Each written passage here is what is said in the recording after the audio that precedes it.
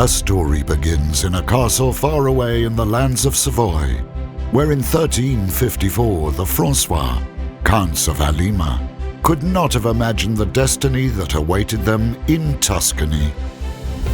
And so it was that at the beginning of the 18th century, following the Grand Duke of Tuscany, the Francois family first arrived in this land of infinite beauty.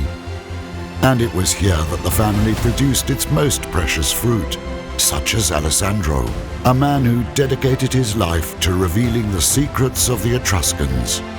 His discoveries, such as the magnificent Francois vase and the mysterious tombs of Fulci and Chiusi, are today the silent witnesses of a past that continues to speak to us. It was in 1897 when another Francois, Carlo, fell in love. Not merely with his Elvira, but with these ancient walls that once stood proudly on the hills of Chianti. Together, they chose to carve out their future here, among the rows of Sangiovese vines and ancient olive trees. Carlo was a dreamer, a pioneer. He was one of the first to believe in the potential of this land, planting specialized vines when no one else dared to. His vision traveled beyond his time. He was the one who brought one of the first tractors to Tuscany, a Ford that amazed and astonished the local farmers at the beginning of the 20th century. But there is a special chapter to this story, a moment that marked not only the destiny of the family, but of the entire territory. It was 1924, and the desire to protect the uniqueness of these wines was in the air.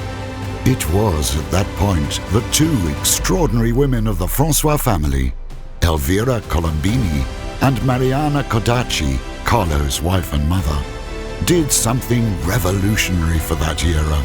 They were the only two women among the 33 founders of the Chianti Classico Consortium. The Second World War severely affected Querceto, the Francois family, and the local community, but not even this managed to dampen the dream.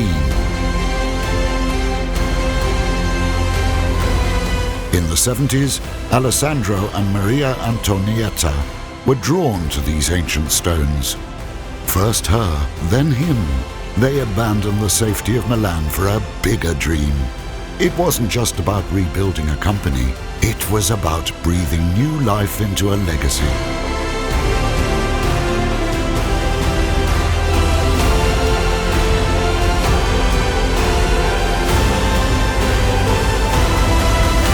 Their love for the land proved contagious. Like a seed carried by the wind, it blossomed in the hearts of their children, Leah and Simone. Today, they are the custodians of this history, rewriting it every day and continuing that extraordinary family tradition that has endured for more than a century, awaiting the new generations. Nestled among the green hills and ancient woods, the estate covers 190 hectares in the heart of the Chianti region, in Greve in Chianti, on high and picturesque land. On this 60-hectare estate, the vine stands supreme alongside olive trees and arable crops, tended with respect and love for the land.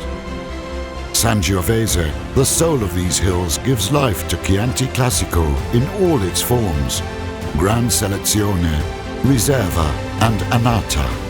Alongside these wines, fine Super Tuscans, extra virgin olive oil, and other treasured traditions complete the story of a generous and authentic land.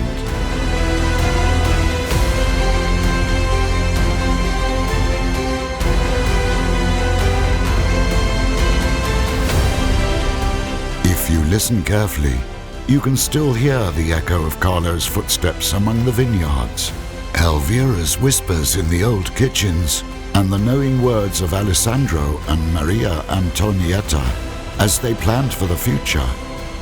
Imagine the amazement of the farmers when they saw that first tractor, or the courage of the two women who founded the consortium, symbolizing a family that has always looked to the future without forgetting its roots.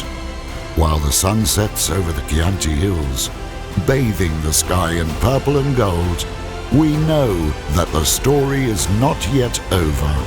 This is Castello di Querceto. This is our story.